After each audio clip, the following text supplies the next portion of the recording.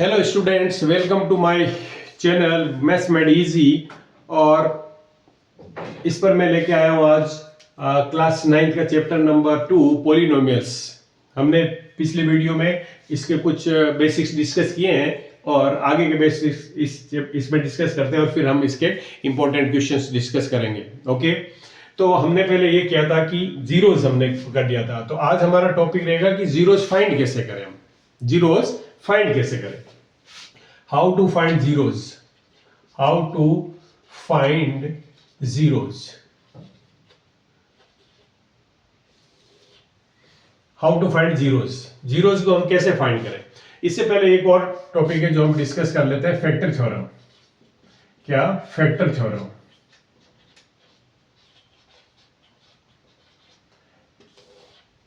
Factor theorem क्या कहती है कि अगर if x minus a is a factor of a polynomial, किसी भी polynomial का x minus a is a factor होगा तो f a will be equals to 0, और if f a is equals to 0 then x minus a will be factor। ये है factor theorem कि अगर हम किसी भी पॉलिनोमियल में x माइनस 3 मतलब x माइनस a अगर फैक्टर है तो इसको 0 से इक्वेट करेंगे और x की वैल्यू a आएगी, और जो भी हमें पॉलिनोमियल गिवन होगा, जैसे px कोई भी पॉलिनोमियल गिवन है, उसमें हम जैसे x square plus 3x plus 5, अगर इसमें हम a की वैल्यू रखते हैं तो वो 0 हो जानी चाहिए। Minus three x plus y कुछ भी, तो x जैसे यहाँ आया तो क्या होगा, ए स्क्वायर माइनस ए की वैल्यू कुछ भी हो सकती है, ए स्क्वायर माइनस 3a प्लस 5, अगर हम इसको करेंगे तो इसकी वैल्यू 0 आनी चाहिए। और अगर कोई भी पॉलिनोमियल में pa इज इक्वल्स टू 0 दिया हुआ है तुम्हें, तो ये implies that x minus a is a factor of the polynomial, factor of the polynomial, factor of the polynomial. इसका मतलब ये हुआ कि अगर तुम्हें फैक्टर गिवन है, किसी भी पॉलिनोमियल का फैक्टर गिवन है, इसका मतलब one of the zero is given. अगर मैं ये कहूं कि x minus b is a factor of a polynomial px मतलब fx, अगर x minus b is a factor of polynomial, इसका मतलब we are sure that b is one of the zero, b is one of the zeros. जितने zeros होंगे उनमें से एक भी जीरो होगा। Have understood this? इसका मतलब फैक्टर दिया हुआ तो हम एक जीरो को जान जाते हैं। और अगर क्वेश्चन कैसे पूछे जाएंगे, अगर तुम्हें एक पॉलिनोमियल दिया जैसे कि x minus 2 is a factor, x minus 2 is a factor of x square minus 5x plus 6, ये तुम्हें एक पॉलिनोमियल दिया और कहा कि x minus 2 is a factor, तो इसका मतलब है मैं इसमें अगर ये वैल्यू रखता हूं तो ये 0 हो जाएगा। तो यहां पर क्वेश्चन कैसे पूछे जाएंगे, या तो ये पूछ सके कि so that x minus 2 is a factor of this polynomial. देखो पहला क्वेश्चन बनता है सो दैट x माइनस 2, अगर ये फैक्टर दिया हुआ है तो प्रूव करो so that x minus 2 is a factor, is a factor of the polynomial। तो हमें क्या करना है, x minus 2 is equals to 0 रखो, x is equals to 2 आ गया, और p2 फाइंड कर लो। 2 का whole square minus 5 into 2 plus 6, तो ये हो गया 4 माइनस 10 प्लस 6, तो ये हो गया 10 माइनस 10 इज इक्वल्स टू 0। अगर ये p2 0 आ गया, हम लिखेंगे यहाँ since p2 is equals to 0, so x minus 2 is a factor। Have you understood? ये मतलब होता है फैक्टर थ्योरम पे। या फिर इसी क्वेश्चन में एक चीज और कर देता है वो, ध्यान से देखो।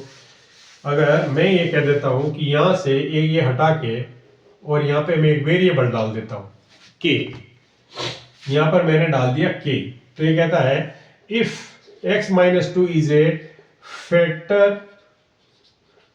of the polynomial px, then find value of k, value of k। ये k है ना, ये कहीं पे भी दिया जा सकता है, यहां दे सकता है, इसका कोफिशिएंट दे सकता है, यहां दे सकता है, कहीं पे भी k दे दिया तुम्हें, पर हमारा जो प्रोसेस है या मेथड है वो सेम रहेगा। हमें पता है कि अगर ये फैक्टर है तो p2 must be equal to 0, ये p2 0 होना है। तो यहां पर क्या है, p2 फाइंड करो, क्या है p2, क्या है, इस अगर मैं रखूं p2 इज इक्वल टू, मेरा p2 अगर मैं रखता हूं इस फंक्शन में, क्या आएगा, 2 का whole square minus k into 2 plus 6 should be equal to 0। अब यहां पे क्या आया, 4 minus 2k plus 5 is equal to 0। Have you understood? तो यहां पर क्या आया कि minus 2k is equal to minus 10, तो k is equal to minus 10 divided minus 2 is equal to 5, तो k की जगह 5 वही था, अगर ओरिजिनली हमने देखा था तो यही था। यहां पर k देता है, यहां पर इसका कोएफिशिएंट k दे सकता है, तो इस तरह से क्वेश्चन पूछा जाता है। Have understood this? तो फैक्टर का जो है, फैक्टर और जीरोस का मतलब एक ही है। फैक्टर क्या होता है, अगर हम कोई जीरो दिया हुआ उसकी वैल्यू को x के साथ ले जाके एक पॉलिनोमियल बना देते हैं, लीनियर पॉलिनोमियल, तो वो उसका फैक्टर हो जाता है। क्या, अगर जीरो दिया हुआ है तो उसको हम क्या कहते हैं, जो पॉलिनोमियल बन जाता है, लीनियर पॉलिनोमियल बन जाते हैं, तो हम जीरोस दिया हुआ था। ये फैक्टर थ्योरम हो गई हमारी।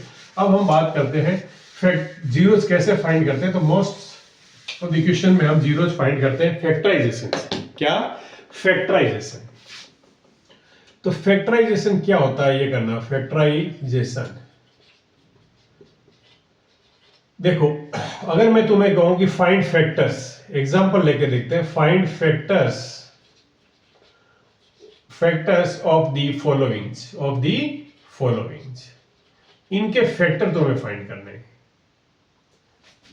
हम इस तरफ लिख लेते हैं ताकि इधर हम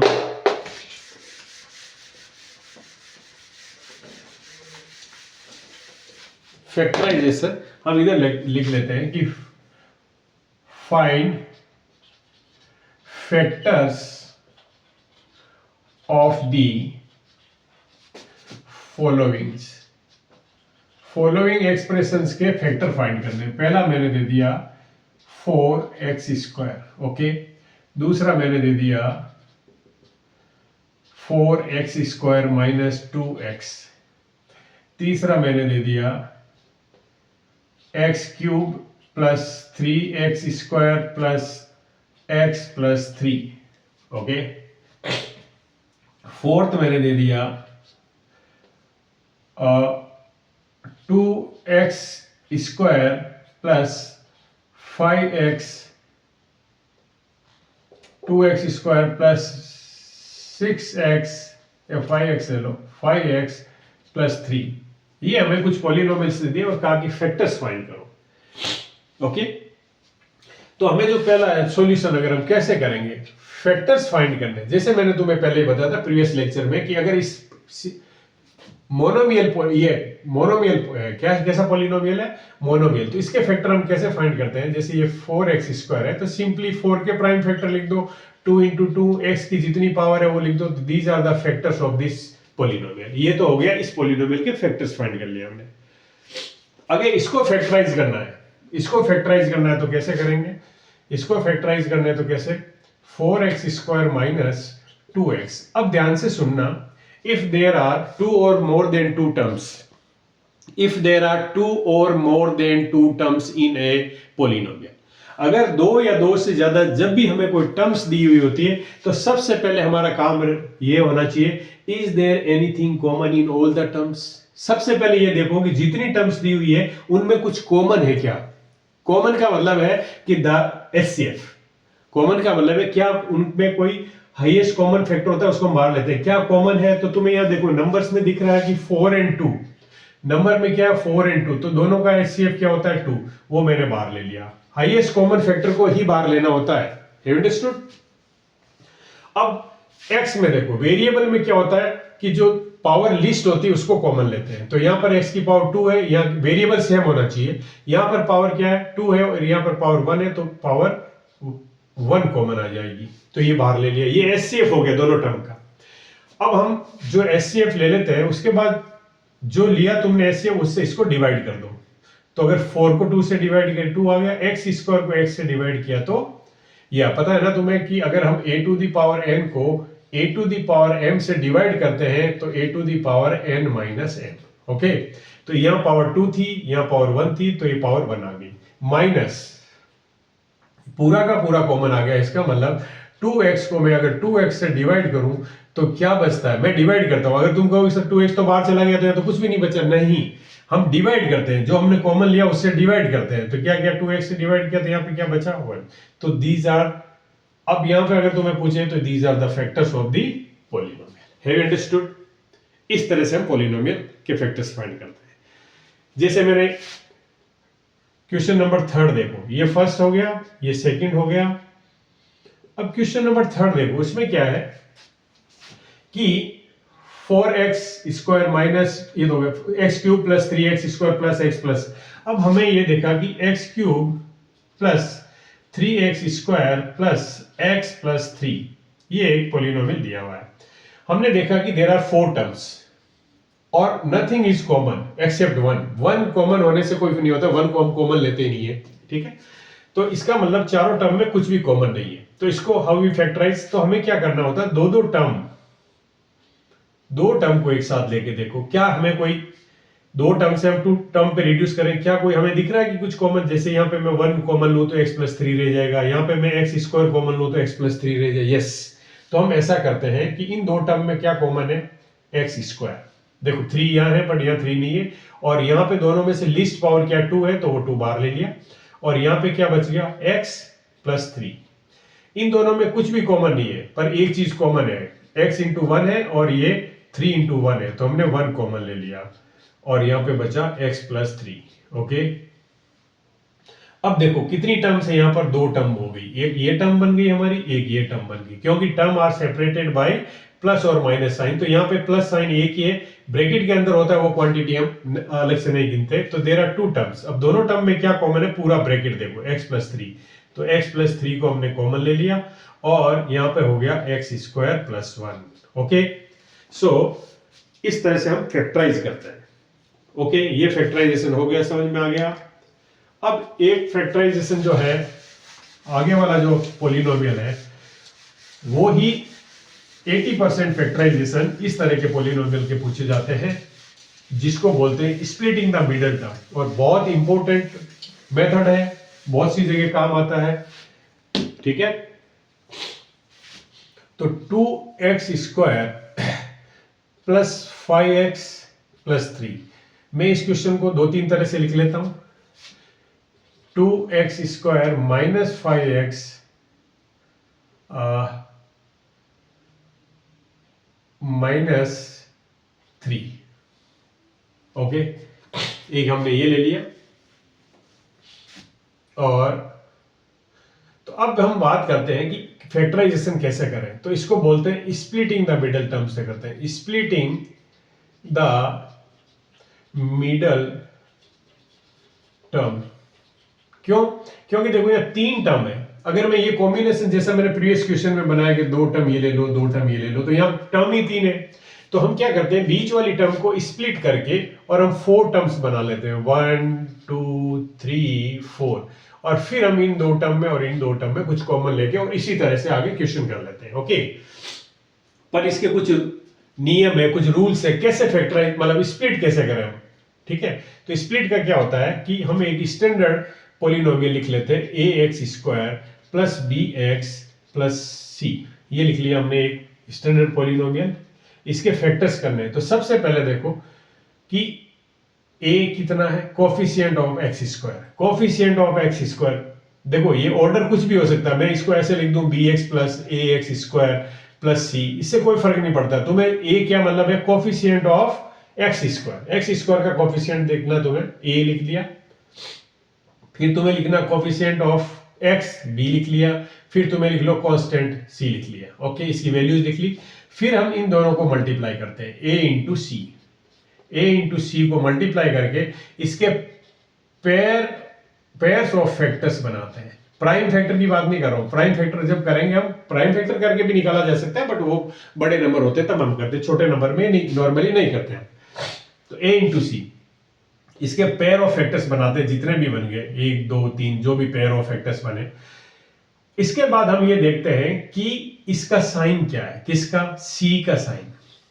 अगर ये पॉजिटिव है तो हम यहां पर दो ऐसे नंबर देखते हैं जिनका सम बी के बराबर, वो नेगेटिव पॉजिटिव की बात नहीं कर रहे। अगर सी पॉजिटिव है तो हम दो ऐसे नंबर लेंगे, सम लेंगे, मतलब दो नंबर ऐसे लेंगे जिनका ऐड करने पे बी आ जाए। अब वो अगर नेगेटिव है तो दोनों को नेगेटिव ले लेंगे, पॉजिटिव है तो दोनों पॉजिटिव ले लेंगे। Have you understood? अब ये तुम्हें समझ में आ गया होगा। तो अब हम बात करते हैं, क्योंकि ये एग्जाम्पल से ज्यादा समझ में आएगा, तो हमने एग्जाम्पल ये लिया है। इसमें देखो, ध्यान से देखो कि में a की वैल्यू कितनी है, coefficient of x square is equal to 2, b कितना है 5 और c कितना है 3। मैंने क्या कहा, a इंटू सी निकालो पहले, a इंटू सी। a कितना है 2, c कितना है 3। अगर इनका प्रोडक्ट करते हैं तो कितना आ गया, 6 आ गया। अब इसके पेयर ऑफ फैक्टर्स, मतलब 1 से इसको डिवाइड करें तो 6 टाइम होगा, 2 से इसको डिवाइड करें तो 3 टाइम होगा। बस दो ही पेयर ऑफ फैक्टर्स बनते हैं 6 के। मैंने क्या कहा कि c का साइन देखो, c पॉजिटिव है, इसका मतलब हमें ऐसे दो फैक्टर्स लेने जिनका सम b के बराबर हो। b इज 5, तो हम ये दोनों लेंगे 2 और 3। Have you understood? इसकी जगह पर अगर 7 होता तो हम ये दो ले लेते। Have you understood this? अगर यहाँ पे 7 होता तो हम ये दो ले लेते। Have you understood? तो हमें क्या लेना है, 2 और 3। तो अब यहां पर हम लिखेंगे 2x square plus 3x plus 2x। देखो ये दोनों ऐड करने पे 5x ही आता है, प्लस 3। ये हमने एक तरह से मॉडिफाई किया इसको, ताकि हम इजीली 4 टर्म्स बन गए। और अब देखो दो दो टर्म में हम कॉमन ले लेंगे। जैसे ये फर्स्ट 2 टर्म में, इनमें क्या कॉमन है, x, तो यहाँ पे क्या बचा 2x प्लस 3। फिर ये दो टर्म में, इनमें क्या कॉमन है, प्लस 1, तो क्या बचा 2x plus 3। Have you understood? आ गया समझ में?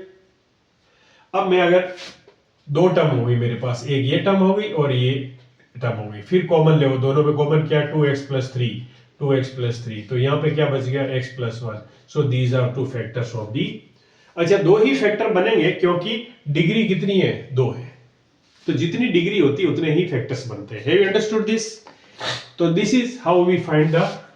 अब यहां पर आ जाओ, इस क्वेश्चन को करेंगे अगर। अच्छा, स्प्लिट द मिडिल टर्म के लिए एक चीज और ध्यान रखनी है तुम्हें, एक चीज और ध्यान रखनी है कि the exponent of the middle term, अगर हम डिसेंडिंग ऑर्डर में एक्सपोनेंट को अरेंज करें तो एक्सपोनेंट देखो 3 टर्म्स होनी चाहिए। नंबर 1, कितनी टर्म्स होनी चाहिए, 3 टर्म्स होनी चाहिए, तब हम स्प्लिटिंग द मिडिल टर्म करते हैं। तो स्प्लिटिंग द मिडिल टर्म के लिए क्या होनी चाहिए, there should be 3 terms. Okay, पहले देख लो 3 टर्म है। दूसरा, अगर हम डिसेंडिंग ऑर्डर में, descending order of the exponent में अगर अरेंज करें तो जो मिडिल टर्म होती है उसकी एक्सपोनेंट है वो फर्स्ट टर्म की हाफ होनी चाहिए।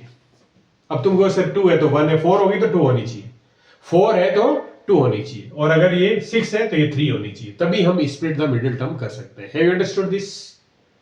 ये समझ में आ गया क्या कि there should be 3 terms. Okay, 3 term होने के बाद दूसरा ये चेक करो कि क्या exponent of the middle term, middle term मतलब अरेंज करने के बाद, ऐसा नहीं कि मैंने ये लिख दिया 5x plus 2x square plus 3 तो तुमको ये मिडिल टर्म है, ये मिडिल टर्म नहीं है। इसको अरेंज करने के बाद, जैसे 2x square plus 5x plus 3, यहाँ पे डिग्री 0 है, इसकी डिग्री 1 है, इसकी डिग्री 2 है, तो descending order of the degree में अरेंज करने के बाद मिडिल टर्म की जो एक्सपोनेंट होती है that should be half of the first term, तब हम middle split in the middle term लगाते हैं। आ गया समझ में? चलो, अब ये क्वेश्चन है तो इसमें देखो a की वैल्यू कितनी है 2, b की वैल्यू कितनी है -5, c की वैल्यू कितनी है -3, a इंटू सी कितना आया -6। फैक्टर हम 6 के ही फाइंड करेंगे, 1 and 6, 2 and 3।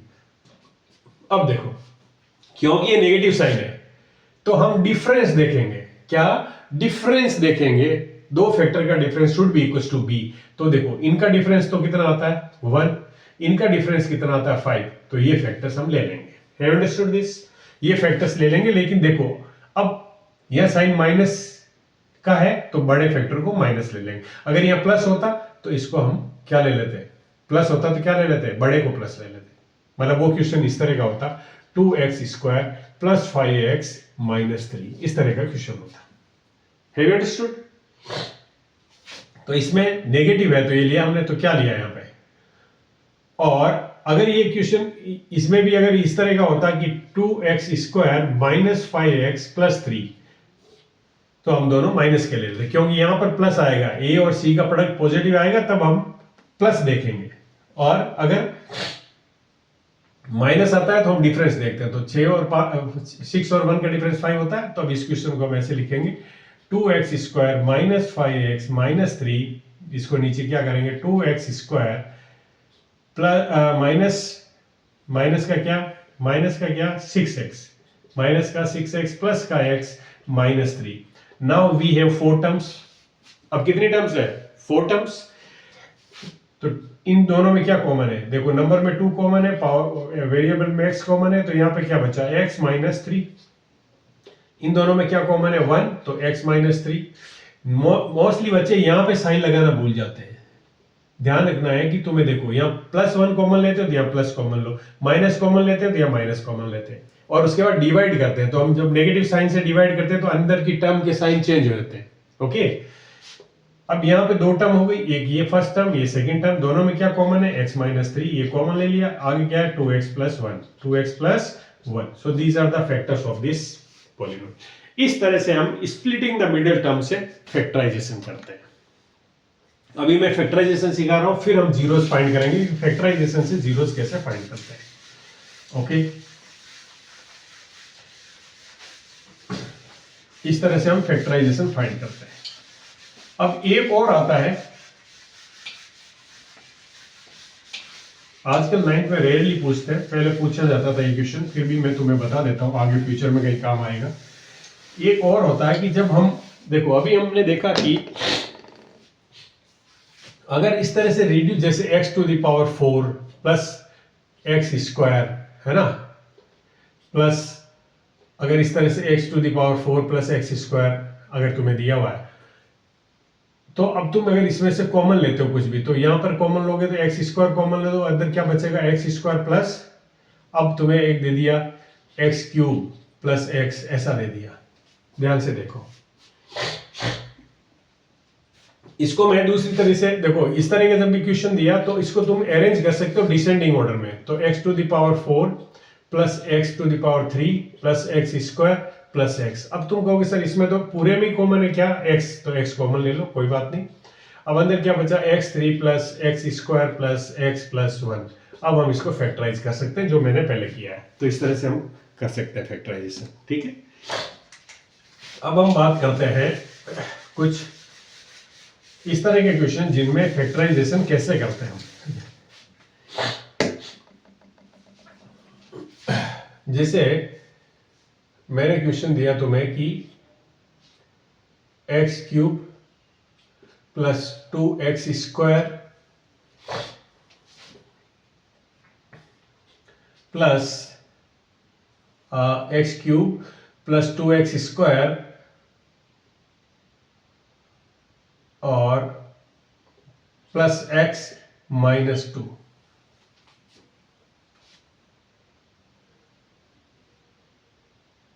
या +2 ले लो, इसको +2, ये मैंने क्वेश्चन दिया। तो यहां पर तुम देखो कि तुम कॉमन ले सकते हो क्या, देखो यहां पर x² कॉमन लोगे तो x + 2 बचेगा, और यहां पर x + 2 बचेगा, ये सिंप्लीफाई हो गया, तो कोई प्रॉब्लम नहीं हुई। ओके, अब हम क्वेश्चन लेते हैं इस तरह का कि यहां पर हमने ले लिया, सपोज करो 12, क्या ले लिया 12x², और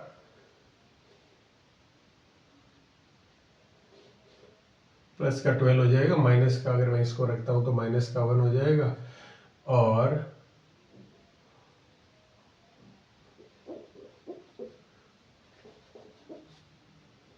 यहां पे मैं अगर लेता हूं +12 ले लेता हूं और +1 ले लेता हूं, क्या इसमें हो जाएगा?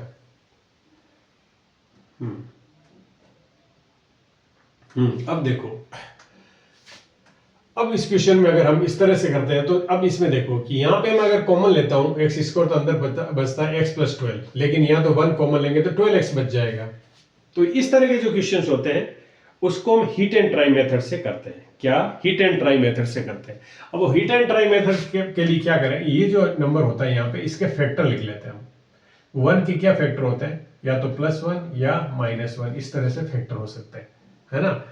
तो अब इसमें हम एक वैल्यू सब्स्टिट्यूट करते हैं, ये रेंडम वैल्यू की x इजिकल्स टू, देखो यहाँ पे सब के सब साइन पॉजिटिव है, मुझे ऐसा नंबर रखना है कि वो इस पूरे को 0 बना दे। तुम्हें पता है ना 0 पॉलिनोमियल क्या होता है, वो नंबर और वही फैक्टर बन जाता है।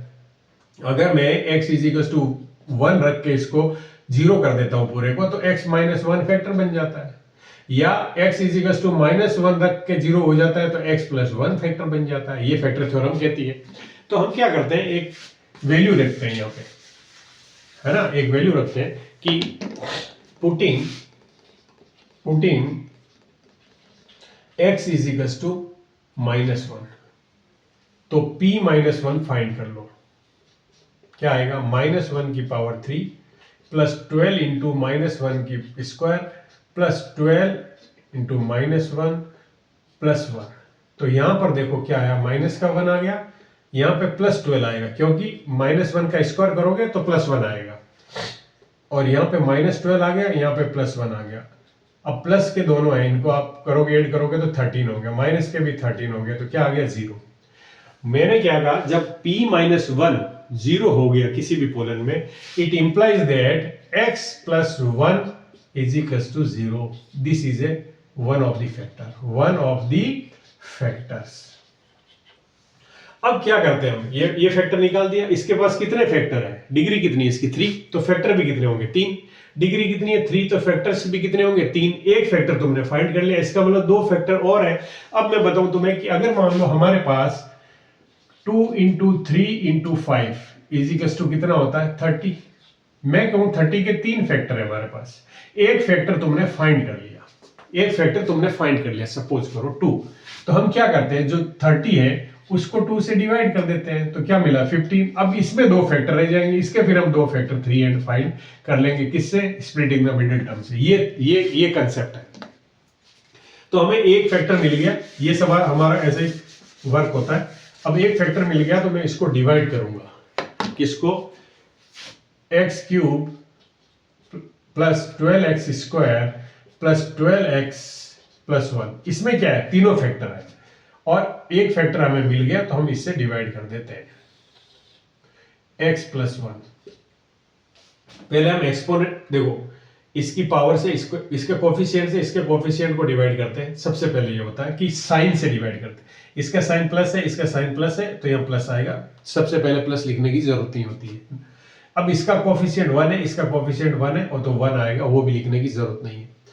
अब पावर का करते हैं, तो अगर मैं x3 को x से डिवाइड करूंगा तो आई विल गेट x²। पहला काम ये होता तुम्हारा x² आ गया। अब हम क्या करते हैं, इसको इससे मल्टीप्लाई करते हैं और यहाँ लिख देते हैं, ये तो हो गया।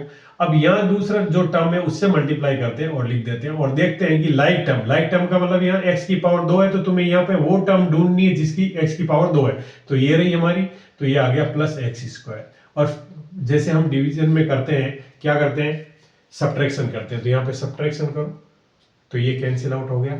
अब हमारा यहाँ पे क्या बचा, 11x² प्लस 12x प्लस 1। ये ध्यान रखना है कि एल्जेब्रिक डिवीजन में पूरी की पूरी टर्म को हमेशा नीचे लेते हैं, ओके। अब मुझे यहाँ क्या करना है, ध्यान से देखो कि मुझे यहाँ पर प्लस का साइन है, यहाँ भी प्लस का साइन है, तो मेरा यहाँ प्लस का साइन आ गया। अब लिखना जरूरी है क्योंकि सेकंड टर्म आ रही है, फर्स्ट टर्म के आगे प्लस नहीं लिखते हम, पर सेकंड टर्म में लिखना होता है, ये सपोज टू बी पॉजिटिव होता है। अब यहाँ कोफिशिएंट कितना 1, इसका कोफिशिएंट कितना 11, 11 को 1 से डिवाइड करो, यू विल गेट 11, ओके। अब x की पावर 1 है या x² है, तो तुम डिवाइड करोगे तो यू विल गेट x। आ गया समझ में।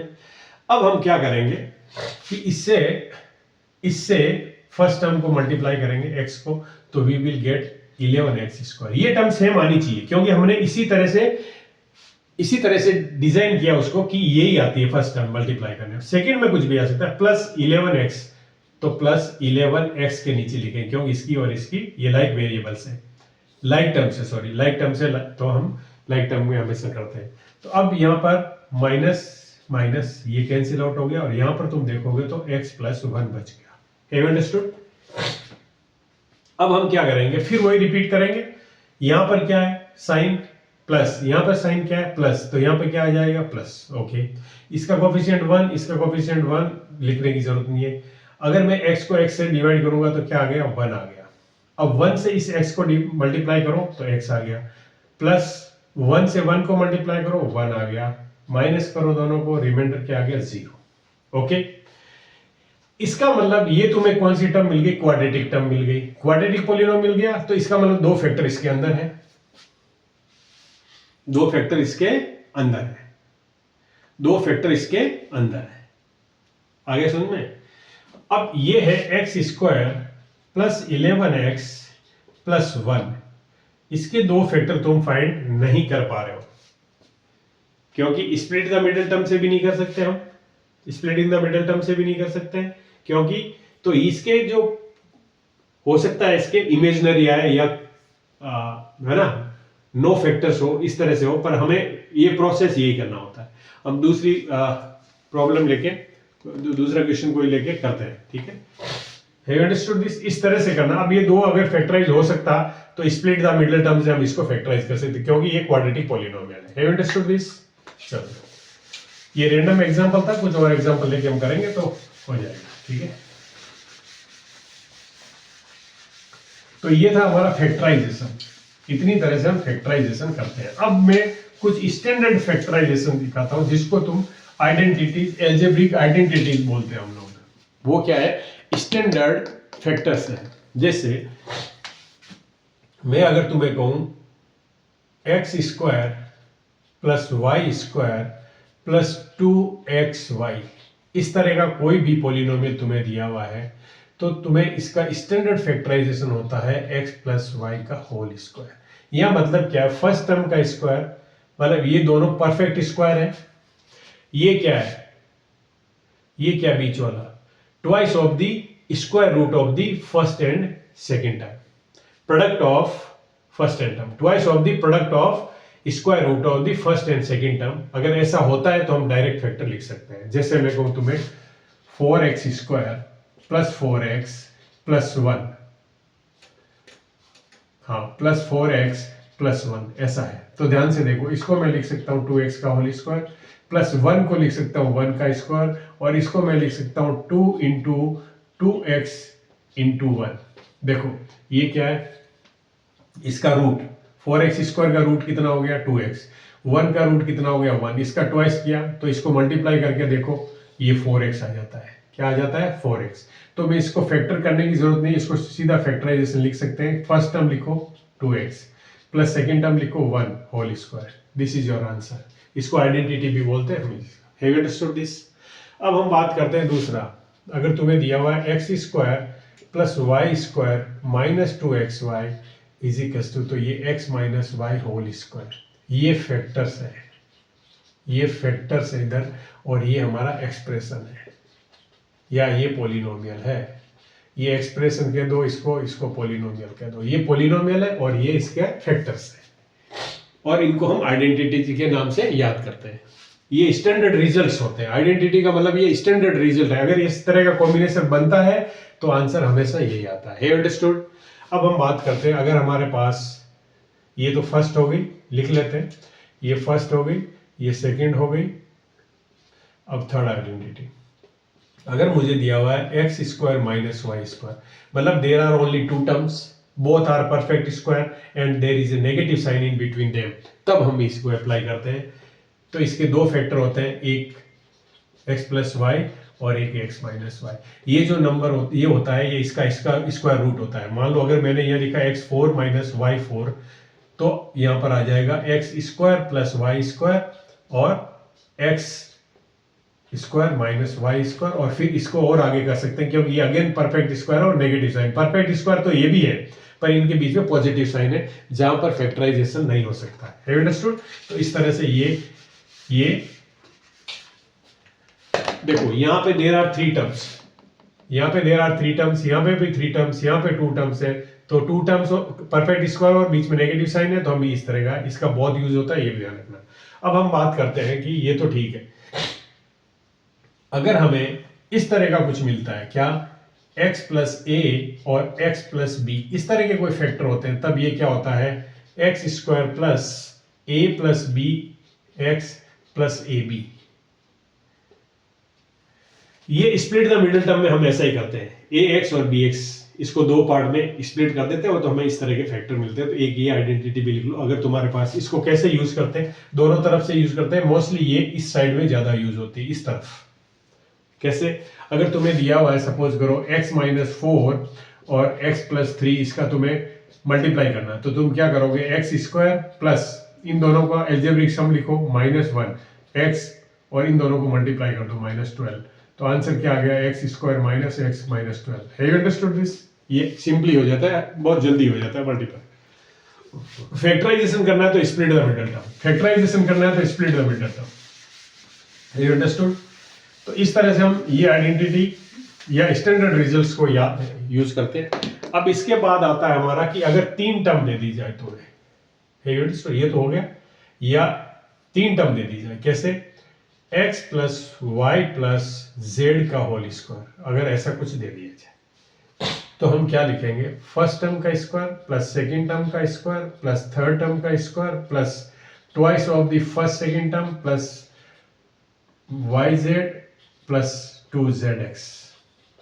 यहां पर 3 और यहां पर टर्म कितनी है, 6। तो ये क्या है, ये एक्सप्रेशन है, उल्टा लिख दिया मैंने, ये फैक्टर्स है, ये फैक्टर्स है। ये अगर एक्सप्रेशन इस तरह का है, एक्सप्रेशन अगर हमारे पास ऐसा है, x square plus y square plus z square plus 2xy plus 2yz plus 2zx, अगर इस तरह का एक्सप्रेशन है तो हमारे फैक्टर्स जो आते हैं वो होते हैं x plus y plus z का whole cube. Have you understood? और सॉरी, होल स्क्वायर, क्यूब नहीं, स्क्वायर। ओके, अब मैं ये कहता हूं कि अगर हमें इस तरह का एक्सप्रेशन दिया हुआ, क्या, x cube plus y cube plus 3x square y plus 3xy square, तो ये है x प्लस वाई का होल क्यूब। ये फैक्टर्स हो जाते हैं, 3 फैक्टर होते हैं एक जैसे, x plus y, x plus y, x plus y, क्योंकि इसकी जो एक्सपोनेंट है वो क्या, ऑर्डर क्या है, 3 है, तो इसके कितने फैक्टर्स होंगे, 3। इसका ऑर्डर क्या है, 2 है, तो इसके फैक्टर्स कितने होंगे, 2। इसका ऑर्डर कितना, 2 है, तो फैक्टर्स कितने होंगे, 2। इसका ऑर्डर कितना, 2, तो फैक्टर्स कितने होंगे, 2। इसका ऑर्डर 2, फैक्टर्स 2। मतलब इसको तुम ऐसे भी लिख सकते हो, x plus y into x plus y. ऐसे इसको तुम ऐसे लिख सकते हो, x minus y into x minus y. तो ये 2 फैक्टर्स हैं, इसके 2 फैक्टर्स हैं, इसके 2 फैक्टर्स हैं, इसके 2 फैक्टर हैं, इसके 2 फैक्टर हैं, क्योंकि तुम इसको लिख सकते हो x plus y plus z और x plus y plus z, क्योंकि डिग्री 2 है तो फैक्टर्स भी 2 होंगे, है ना।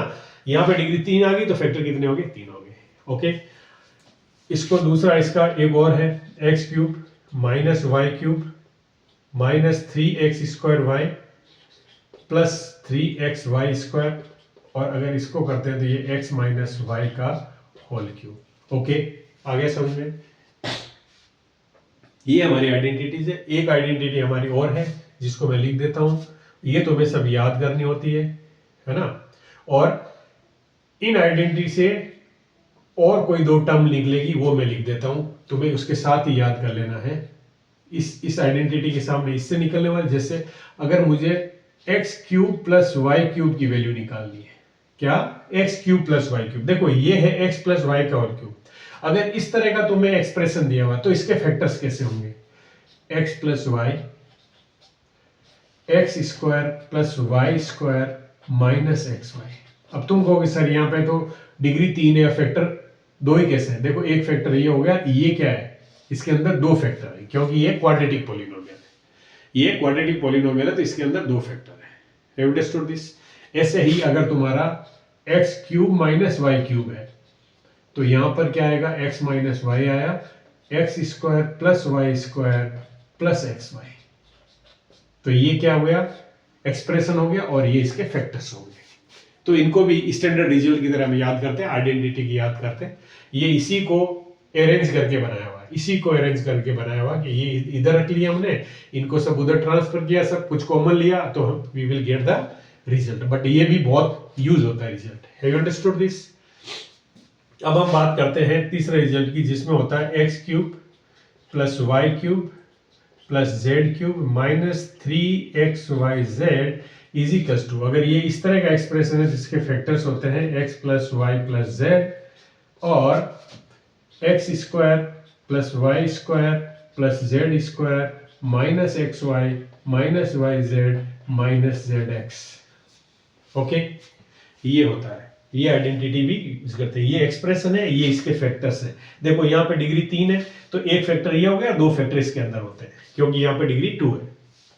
ओके, अब इसमें एक स्पेशल केस बन जाता है। स्पेशल केस ये बन जाता है कि अगर मैं ये कहूं कि x plus y, if x plus y plus z is equals to 0, if x plus y plus z is equals to 0, तो तुम अगर यहाँ 0 रखते हो तो ये पूरी साइड क्या बन जाती है? 0 बन जाती है। तब x cube plus y cube plus z cube minus 3xyz will become 0, क्योंकि ये 0 हुआ तो पूरा पूरा मल्टीप्लाई करोगे 0 आ गया, तब ये एक स्टैंडर्ड रिजल्ट आ जाता है कि x cube plus y cube plus z cube is equals to, मैं इस 3xyz को उधर ले जाता हूं तो 3xyz। ये कब पॉसिबल है? ये कब पॉसिबल है? x cube plus y cube plus z cube के अगर देखो, अब तुम कहोगे यहाँ तीन फैक्टर कौन से? y z x y z तीनों ही इसके फैक्टर्स हैं। x y z तीनों इसके फैक्टर्स हो गए। ये कब पॉसिबल है? जब ये कंडीशन हो, क्या? x plus y plus z का z इज इक्वल टू 0। अगर इन तीनों का सम, इन तीनों की जो क्वांटिटी दी होती है उनका सम, मतलब अंदर क्यूब नहीं, ये x ये y और ये z, अगर इनका सम 0 होता है तो x cube plus y cube plus z cube is equal to 3xyz होता है। तो बहुत से क्वेश्चन होंगे जो डायरेक्ट इन पे बेस्ड होंगे। तो ये क्या है? एक्चुअली स्टैंडर्ड रिजल्ट्स है। ये स्टैंडर्ड रिजल्ट्स है किसके? पॉलिनोमियल और उसके फैक्टर्स के, जिनको हम आइडेंटिटीज के रूप में याद करते हैं। Have you understood? कर लोगे ये? कर लोगे ये? तो आज के लिए इतना ही, और कल हम इस पे बेस कुछ क्वेश्चंस करेंगे। How to find zeros, factorization करके जीरोज फाइंड करेंगे, फैक्टर्स दिया हुआ है, कुछ अननोन वेरिएबल्स फाइंड करेंगे, ये सब। अगर वीडियो पसंद आया तो सब्सक्राइब करो और ज़्यादा से ज़्यादा मुझे सपोर्ट करो, और मैं इसी तरह तुम्हारे लिए अच्छे अच्छे वीडियो लाता रहूं। और टेक केयर।